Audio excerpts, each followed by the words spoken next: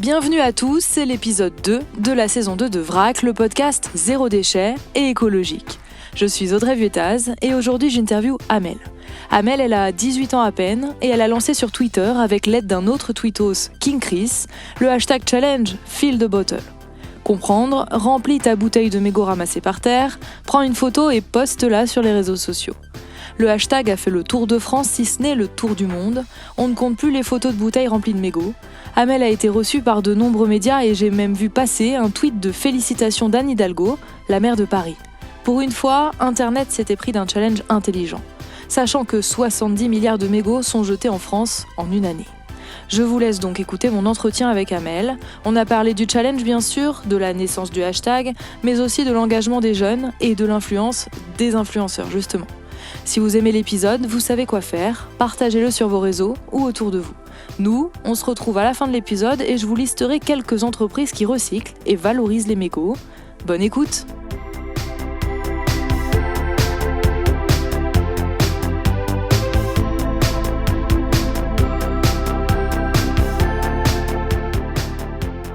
Bonjour Amel. Bonjour. Merci beaucoup d'avoir répondu à la sollicitation pour une petite interview pour le podcast. Moi je t'ai contactée parce que j'ai vu ton hashtag Fill the Bottle sur les réseaux sociaux. Est-ce que tu peux m'expliquer, parce que je dis ton hashtag, mais est-ce que tu peux m'expliquer du coup d'où ça vient Par où ça a commencé déjà, il y a eu plusieurs gens sur Twitter qui ont posté une bouteille remplie de mégots qu'ils avaient remplie quand ils promenaient leurs chiens, quand ils se promenaient, etc. Et du coup, il y a une des photos qui est passée, que j'ai retweetée, et puis j'ai proposé aux gens de ma ATL s'il y en avait qui étaient partants pour faire la même chose en groupe dans les rues de Paris. Et il y a quelqu'un d'autre dans ma ATL qui a beaucoup plus de visibilité, qui s'appelle King Chris, qui du coup a posé exactement la même question. Du coup, j'ai retweeté, et puis j'ai dit clairement, c'est génial, et il avait besoin d'un hashtag. Du coup, j'ai proposé le mien, et en 24 heures, ça a pris énormément d'ampleur. Et alors quand tu dis énormément d'ampleur, ça veut dire quoi ? À peine le hashtag posé, en peut-être 2-3 heures, on avait atteint 500 likes, et puis en 24 heures, on avait atteint sur le hashtag, du coup, 30 000 tweets, on avait été en top 3, top 2 France. Et c'est énorme. Ouais, clairement, ouais. Du coup, oui, ça a pris beaucoup d'ampleur. On avait des centaines de photos, de tweets, de vidéos. Ouais, ça avait beaucoup pris d'ampleur. Mais alors justement, ça fait quoi quand tu commences à voir tous les gens qui postent des photos avec leurs bouteilles remplies, de se dire que finalement ça part de ton hashtag ?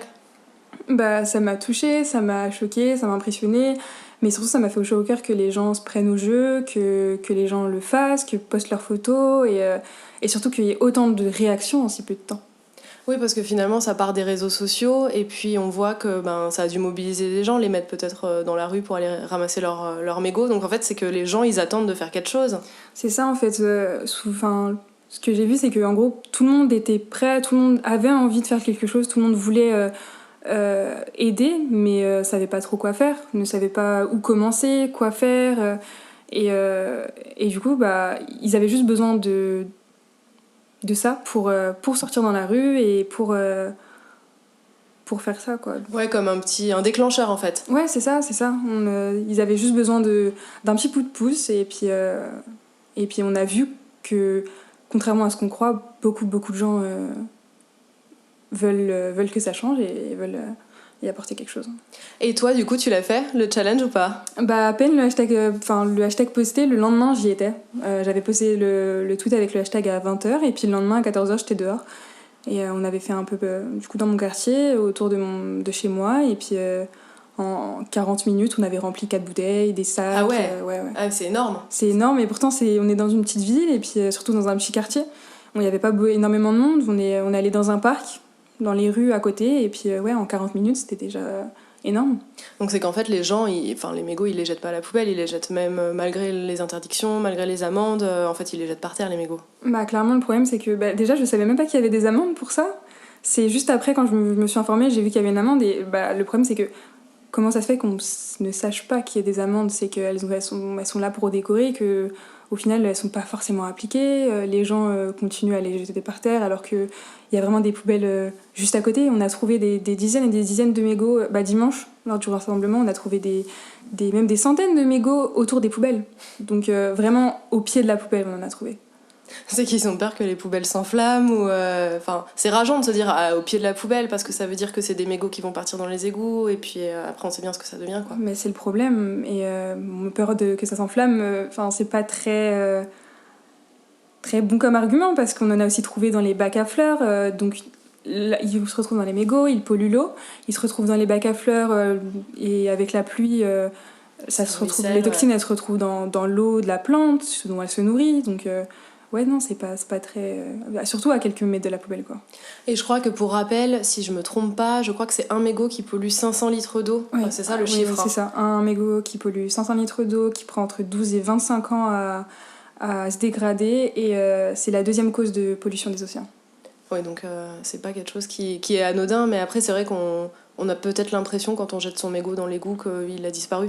On s'en rend pas compte, en fait. C'est ça. Les gens sont pas sensibilisés, pas informés, ne savent pas.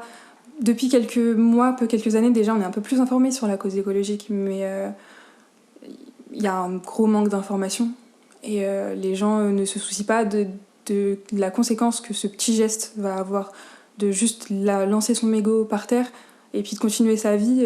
Ouais, certes, toi tu continues ta vie, mais après le mégot, où est-ce qu'il atterrit, quelles sont les conséquences de ça, etc.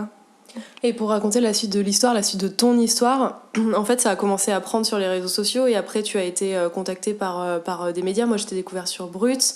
Raconte-nous un peu du coup la suite de l'histoire. Et du coup le lendemain, 24 heures après, quand j'avais fini ma collecte, quand je suis rentrée chez moi, j'ai reçu plusieurs messages de gens qui me remerciaient d'avoir lancé ça, des félicitations, etc.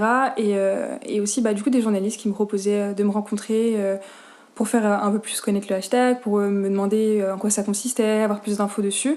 J'ai d'abord été contactée par Benjamin de RTL. On a fait du coup une petite interview qui est passée au journal le lendemain. Et ensuite, j'ai reçu un message de Rémi Buzine de Rémi Buzine et du coup de Brut qui m'a contacté, qui m'a dit que lui aussi était touché par la cause. Il a fait le challenge.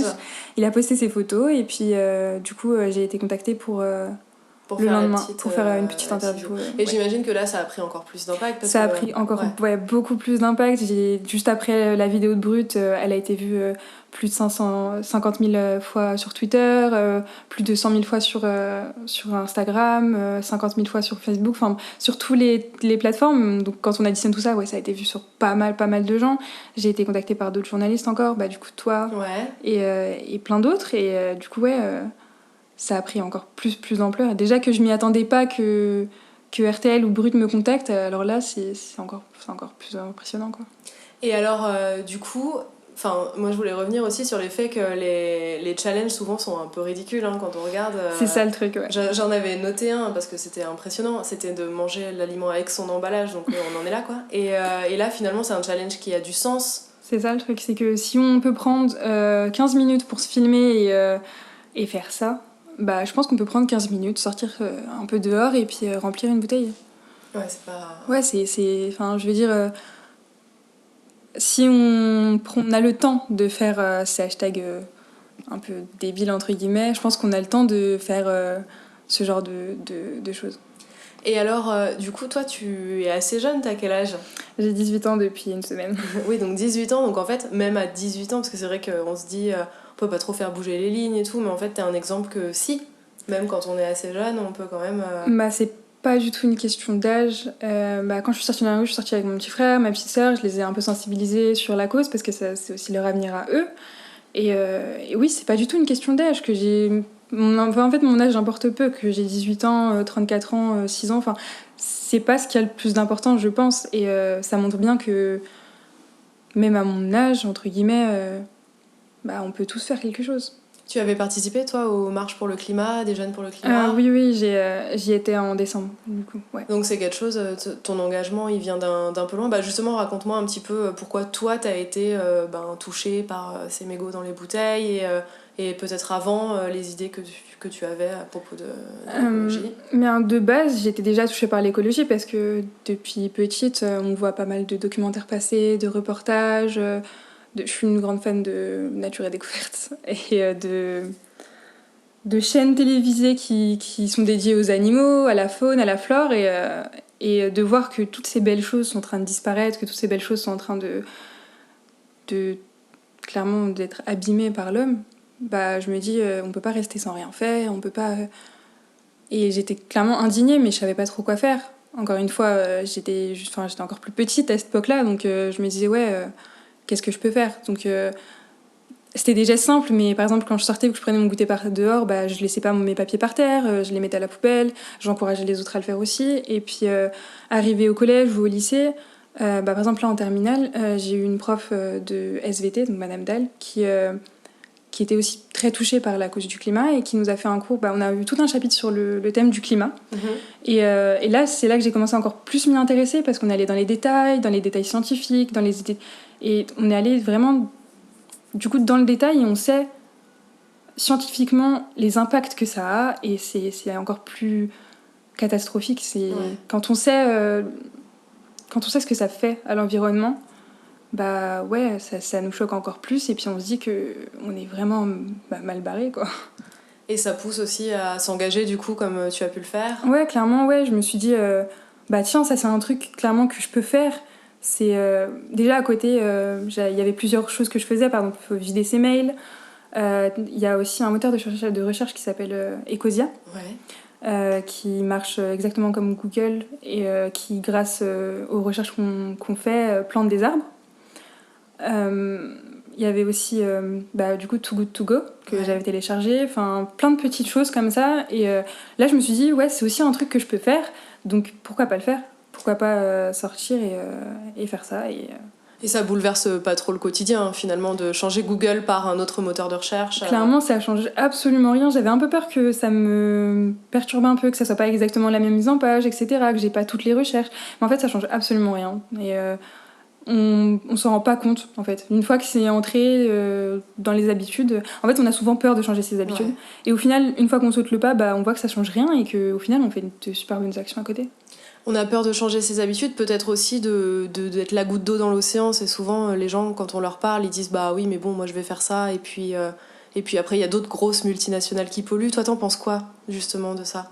Je pense que si on fait rien, si on se dit tous ça, au final on fera rien. Peut-être qu'il y a des multinationales qui polluent énormément, etc. Je suis totalement d'accord. Mais au final, on est 8 milliards sur Terre. Donc même si on est une goutte d'eau dans l'océan, une goutte d'eau plus une goutte d'eau, 8 milliards de gouttes d'eau, ça fait quand même un gros impact, quoi. Donc faut pas se dire que c'est rien, que on n'a aucun impact, parce que c'est faux. Et c'est justement en commençant par soi-même et en montrant l'exemple que tout le monde va se réveiller et qu'on pourra changer les choses. J'avais une question pour toi de Inès de The Cactus Adventure, je vais y arriver. Et elle me demandait, est-ce que ton lycée fait de la sensibilisation pour la cause environnementale ? Donc en plus de ta prof dont on a parlé tout à l'heure.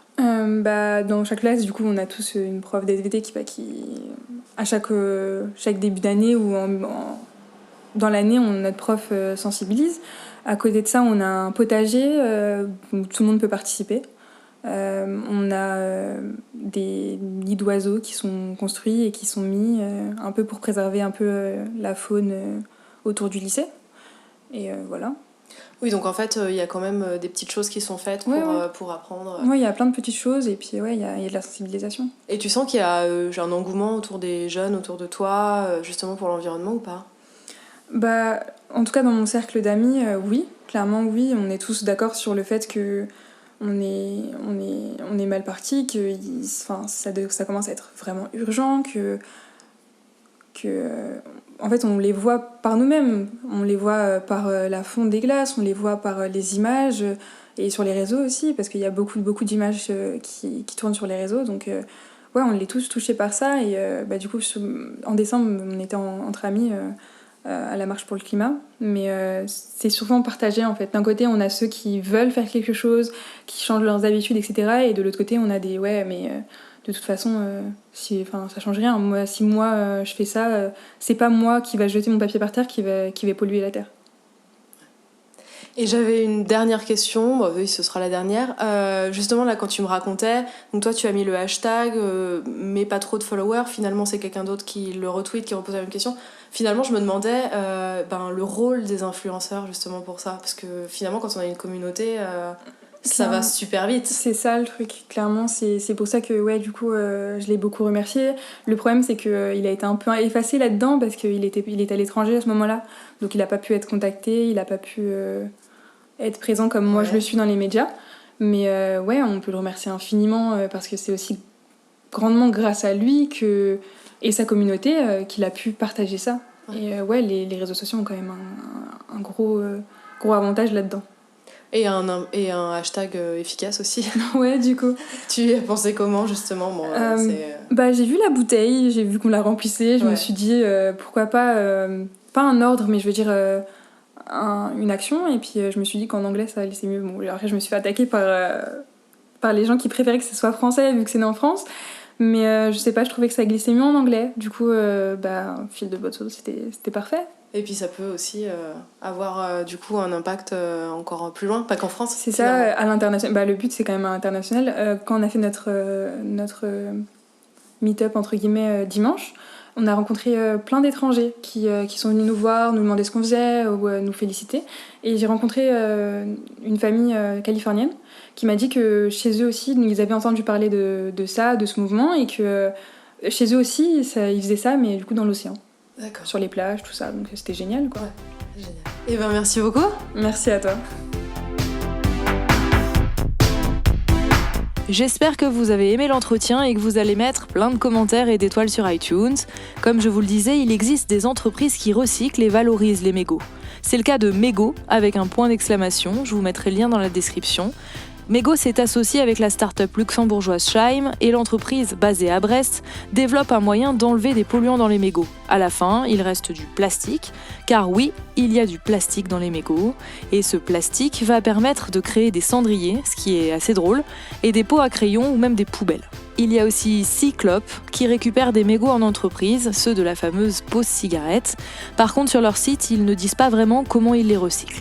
Voilà, si vous avez d'autres noms d'entreprises, donnez-les-moi en commentaire. Moi, je vous dis à très bientôt pour un nouvel épisode de Vrac.